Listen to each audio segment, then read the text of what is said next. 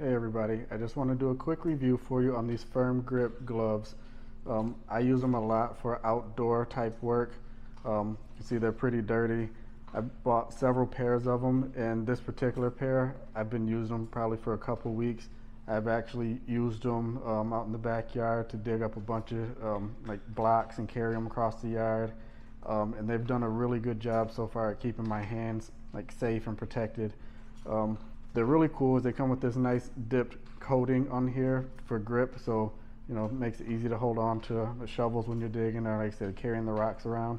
And I was really surprised to notice that after carrying, I mean, there's almost 100 different blocks around the yard, like they didn't tear up and wear out like I expected them to.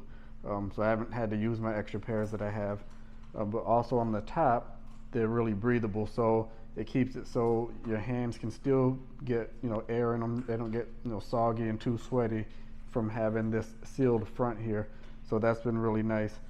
Overall, if you're looking for a really good glove for outside yard work or whatever, I highly recommend these.